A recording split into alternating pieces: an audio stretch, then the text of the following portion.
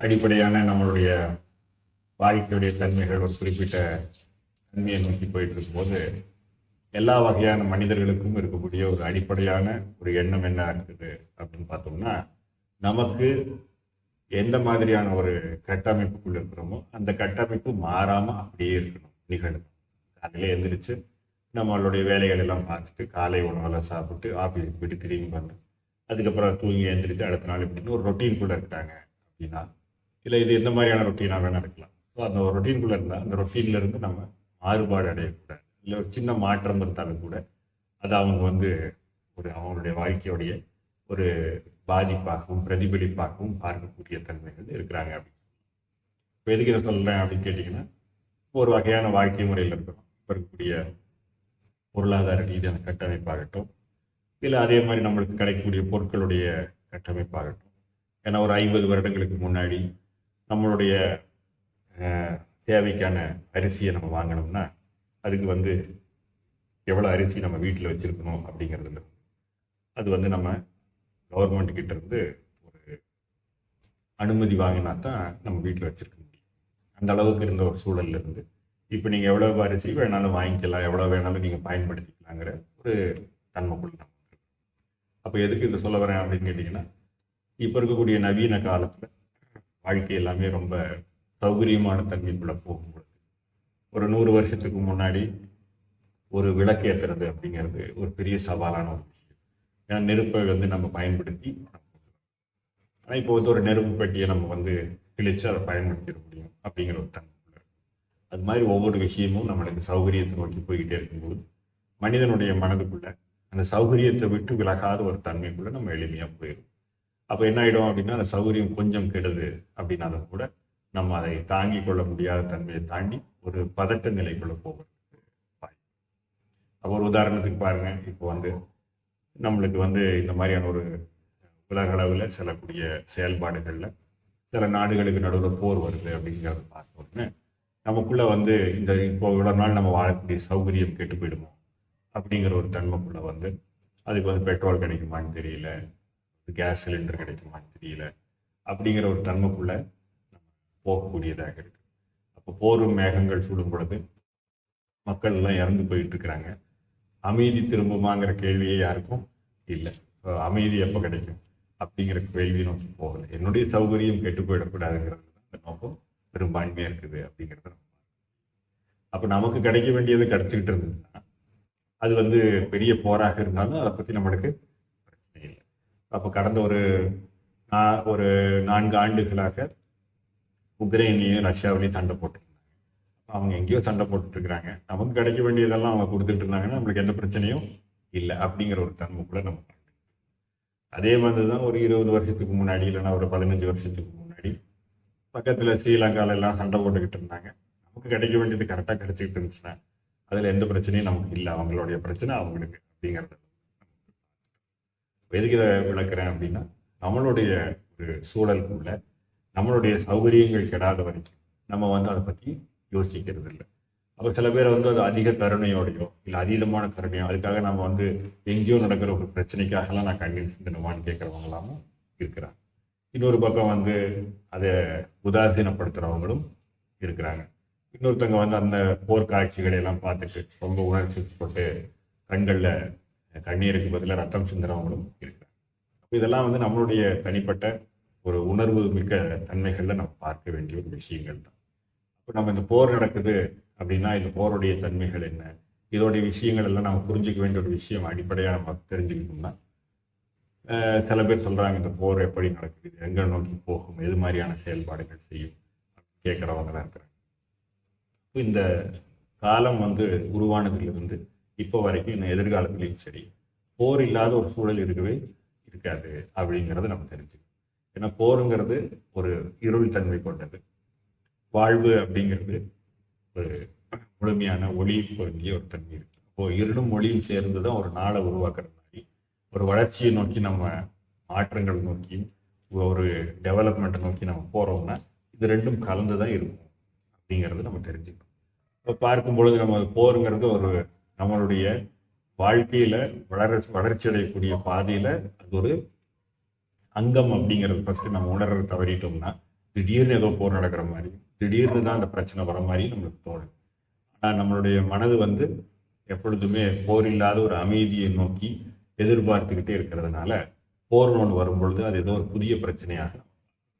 அப்போ இருளும், அந்த இருளுக்கு அப்புறம் ஒரு விடிவு, அந்த விடிவுக்கு அப்புறம் ஒரு நாள் தொடங்குது, அப்புறம் அந்த நாள் முடிஞ்சு திருப்பி இருளாக இருக்கிறது.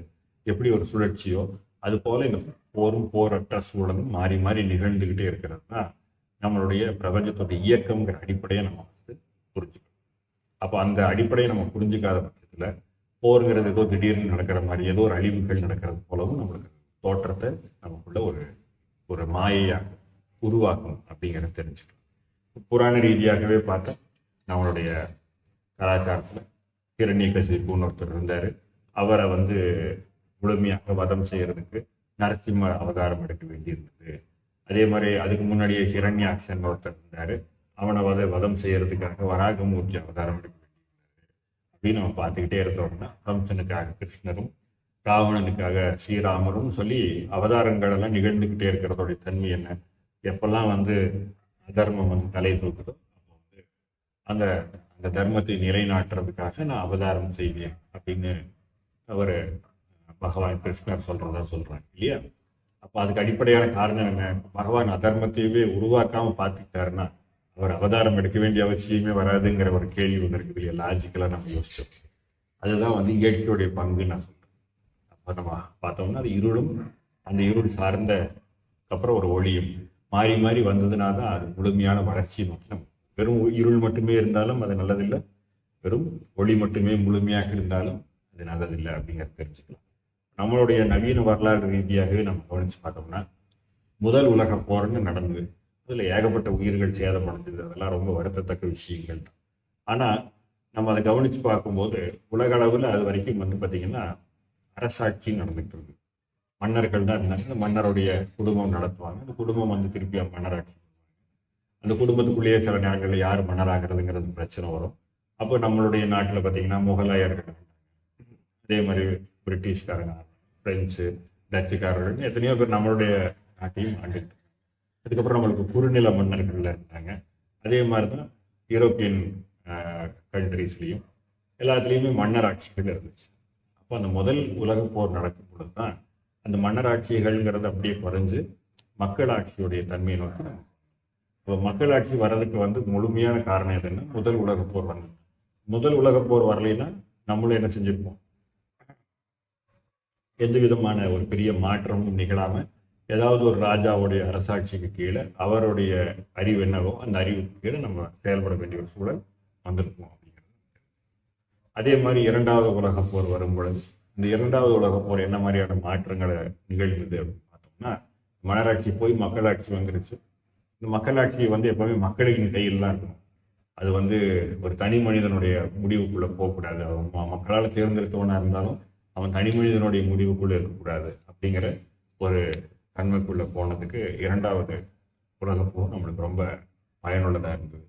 அதுக்கப்புறம் தான் வந்து நம்மளுக்கு இந்த இரண்டாவது உலக போர் நிறைய ஆயுதங்கள் பயன்படுத்த வேண்டிய ஒரு சூழல் வந்ததுனால அந்த ஒரு எந்திர வளர்ச்சி அப்படிங்கக்கூடிய தன்மைகள் வரும். அதுக்கு முன்னாடி நமக்கு கையில் இருந்தக்கூடிய எந்திரங்களும் வாகனங்களும் அதுக்கப்புறம் பல்கி பெருகுச்சு. அந்த பல்கி பெருகிறதுக்கு இந்த இரண்டாவது உலக காரணமாக இருந்துச்சு. அது இல்லைன்னா இப்போ இருக்கக்கூடிய எந்த ஒரு பொருட்களையும் நம்ம இப்போ பயன்படுத்தக்கூடிய எந்த ஒரு நவீன பொருட்களும் நம்ம கையில் இருக்கிறதுக்கு சாத்தியம் இல்லாமல் இருந்திருக்கும் அப்படிங்கிறது நம்ம அதில் எந்த ஒரு போரும் அடுத்த ஒரு நல்ல நிகழ்வு நோக்கி போகுது. அந்த நல்ல நிகழ்வு திரும்பியும் ஒரு போரை நோக்கி கொண்டு போகுது அப்படின்னு சொல்லலாம். இப்போ இரண்டாவது உலக போரில் இந்த மாதிரி நான் ஏற்கனவே சொன்ன மாதிரி நவீன கருவிகளும் இண்டஸ்ட்ரியலைசேஷன் சொல்லக்கூடிய நம்மளுக்கு வந்து இந்த பொருளாதார வளர்ச்சி அடைகிறதுக்கு இந்த இரண்டாவது உலக போர் ஒரு காரணமாக இருந்துச்சுனாலும் அதில் உற்பத்தி செய்யப்பட்ட ஏகப்பட்ட வாகனங்கள், அந்த வாகனங்கள் மக்கள் பயன்பாட்டுக்குள்ளே வந்தது. எளிய மனிதர்களும் அந்த வாகனங்களை பயன்படுத்த ஆரம்பிச்சது. அப்புறம் அந்த வாகனத்துக்கு எல்லாத்துக்குமான ஒரு சௌகரியம் இருந்தது. ஏன்னா நம்மளும் குதிரை வண்டியோ மாட்டு வண்டியோ வச்சுக்கிட்டு தான் வாழ்ந்துக்கிட்டு இருந்தோம். அதெல்லாம் சாத்தியம் இல்லாமல் எல்லாத்துக்கும் அது கிடைக்கக்கூடிய ஒரு சூழல்ல மாறிச்சு இல்லையா? மாறினோன்னா அது ஒரு நல்ல நிலைன்னு நம்ம நினைக்கிறோம். அப்போ அந்த நல்ல நிலை திருப்பி வேற ஒரு நிலை கொண்டு போகும். அந்த வாகனத்துக்கெல்லாம் பெட்ரோல் ஊற்றணும். அந்த பெட்ரோல் எங்கேருந்து கிடைக்குதுன்னு பார்க்குறோம். அந்த பெட்ரோலுக்கு உண்டான சண்டையை ஆரம்பிக்கிறோம். அப்போ இது வந்து ஒரு இருளும் ஒரு ஒளியும் மாறி மாறி ஒரு தன்மையை நோக்கி போகும். அப்போ இந்த ஒரு மத ரீதியாகவோ அல்லது இந்த பொருள் ரீதியாகவோ நம்மளுக்கு வந்து ஒரு போர்கள் நடக்கிறதா நம்மளுக்கு தெரிஞ்சாலும் அது வந்து ஒரு இருள் தன்மை கொண்ட ஒரு தன்மையாக இருக்குது. அதுக்கப்புறம் ஒளித்தன்மையை பார்த்து அப்போ நம்ம இப்போ இந்தியாவில் இருக்கிறோம், இருளாக இருக்குது. அப்போ நம்ம இருளுக்காக வருத்தப்பட்டுக்கிட்டு இருக்கிறோம் அப்படின்னா பூமியோட இன்னொரு பகுதியில் ஜப்பான்லேயும் ஆஸ்திரேலியாவிலையும் இந்த நேரம் என்ன ஆயிடுச்சுங்க, விழிஞ்சு சூரிய உதயம் வந்துடுச்சு, அவங்களுக்கெல்லாம் ஒளி கிடச்சிருச்சு. அப்போ அது மாதிரி ஒரே நேரத்தில் பூமி இருளாகவும் முழுமையாக இருக்க போகிறதில்ல, அதே நேரத்தில் ஒளியாகவும் முழுமையாக இருக்க போகிறது இல்லைங்கிற அறிவு நமக்கு வந்துச்சுன்னா நம்ம வந்து போருக்கான விளைவு என்ன, நம்ம இப்போ சௌகரியமாக இருக்கிறதுக்கு நம்ம கொடுக்க வேண்டிய விலை என்ன அப்படிங்கிறத ரெண்டையுமே நம்ம கவனித்து பார்க்க வேண்டிய விஷயம். இதுக்கெல்லாம் மேலே நம்ம யோசித்து பார்க்க வேண்டிய விஷயம் என்னென்னா, இது ஒரு கால மாற்றம். எப்படி இருளும் ஒளியும் இரண்டும் இணைஞ்சு வந்து நம்மளுக்கு ஒரு நாளை உருவாக்குதோ, அந்த நாள் எப்படி திரும்ப திரும்ப நிகழ்ந்துக்கிட்டே இருக்குதோ, ரிப்பீட்டேஷனில் இருக்கிற காலம். அப்போ அந்த ரிப்பீட்டேஷன்ஸில் அந்த காலம் இருக்குது அப்படிங்கிறத நம்ம தெரிஞ்சுக்கிறது போல தான் இந்த ஒரு சுழற்சிங்கிறது நிகழப்போகுது. அப்போ நம்மளுக்கு இவ்வளவு நேரம் நான் கொஞ்ச நேரத்துக்கு முன்னாடி எல்லாம் விளக்கிக்கிட்டு இருந்த முதல் உலகப் போர் நடந்தது, இரண்டாவது உலகப் போர் நடந்ததுனால பார்க்கும்போது அது எந்தெந்த காலகட்டங்கள் நிகழ்ந்துச்சு அப்படிங்கிறத நம்ம பார்த்தோம்னா, அப்போ அந்த காலகட்டங்கள் வந்து ஒரு விதத்தில் நம்மளுக்கு இப்போ ரிப்பீட்டேஷன் கண்டிஷன்ஸ்குள்ளே நம்ம போகிறதுக்கான சூழல் இருக்குது. இப்போ அதே போல் நம்ம வந்து 1920களில் ஆரம்பித்து 1945 வரைக்கும் நிகழ்ந்த விஷயங்களை நம்ம கவனித்து பார்த்தோம்னா அதுதான் இந்த உலக மாற்றங்களுக்கு ஒரு காரணமாக இருந்திருக்குது அப்படின்னு நம்ம பார்த்தோம்னா, அப்போ இந்த 2020வது வருடத்திலிருந்து இந்த 2045வது வருடம் வரைக்கும் இருக்கக்கூடிய காலகட்டங்கள் அதே காலநிலை திரும்பி வர்றதுக்கான சாத்தியக்கூறுகள் இருக்கலாம். இப்போ சூழலும் அதில் பயன்படுத்தக்கூடிய பொருட்களும் மாறலாமே தவிர அதே இரவும் பகலும் திரும்ப திரும்ப வந்துகிட்டு இருக்கிறது தானே ஒரு இயற்கையுடைய நியதி அப்படிங்கிறத நம்ம தெரிஞ்சுக்க முடியும். அப்போ அதே போல் 1915 1920 வரைக்கும் இருக்கக்கூடிய காலகட்டங்களில் உலக அளவில் பெரிய தொற்றுகள் அப்படிங்கிறது வந்துச்சு. அதுக்கப்புறம் இந்த உலக போர்கள்னு வந்துச்சு. அதுக்கப்புறம் மாற்றங்கள் நிகழ்ந்தது. இந்த மாதிரி ஒவ்வொரு வகையான இந்த விஷயங்கள் ஒரு கால சுழற்சியில் மீண்டும் மீண்டும் நிகழக்கூடியதாக இருக்குதே தவிர அந்த காலத்தையும் அதோட இயல்பையும் புரிஞ்சிக்காமல் இருக்கக்கூடிய நம்ம தான் ஏதோ ஒரு விஷயங்கள் திடீர்னு நடக்கிறதாகவும் திடீர்னு ஏதோ செயல்படுற மாதிரியும் நம்மளை ஏமாத்திக்கிறோம் அப்படிங்கிறது. அதனால் எல்லா உயிர்களும் அந்த வளர்ச்சியை நோக்கி போயிட்டு இருக்குது.